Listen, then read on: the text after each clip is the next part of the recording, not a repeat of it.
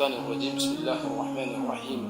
Au nom de Dieu, le clément et le miséricordieux, louange à Dieu, maître de l'univers, et nous témoignons qu'il n'y a Dieu que Allah, et nous témoignons que Muhammad sallallahu alayhi wa sallam est son serviteur et messager. Chers frères et sœurs en islam, chers téléspectateurs et téléspectatrices, chers amateurs de ce programme, c'est avec une grande plaisir encore de vous retrouver dans le troisième épisode, si vous voulez le quatrième épisode de ce programme qui s'appelle Hikam al-Hayatiyya, qui veut dire sagesse de vie. Aujourd'hui, comme d'habitude, Inch'Allah, on va essayer encore de donner un autre article sur lequel nous allons essayer de réfléchir tous ensemble. Inch'Allah, l'article d'aujourd'hui va s'accenter sur le goût.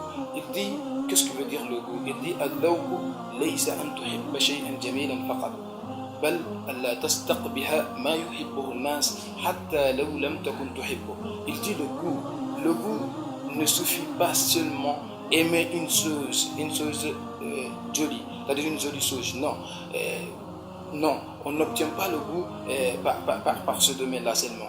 Mais le goût s'obtient quand on ne déteste pas ce que les autres aiment, même si nous, on ne l'aime pas. Donc, mes chers téléspectateurs et téléspectatrices, donc ces mots nous montrent, ou cette règle nous informe que c'est-à-dire les choix des gens sont différents. Donc c'est ainsi, il faut qu'on essaye de comprendre les autres dans leur choix. Donc un esprit intégral. Donc le prophète Mohammed sallallahu alayhi wa sallam a dit l'un de vous ne peut atteindre le haut degré de la foi tant qu'il n'aime pas pour son prochain, pour son prochain ce qu'il aime pour soi-même. Il dit la yu'minu ahadukum hatta yuhibba li akhihi ma yuhibbu li nafsihi.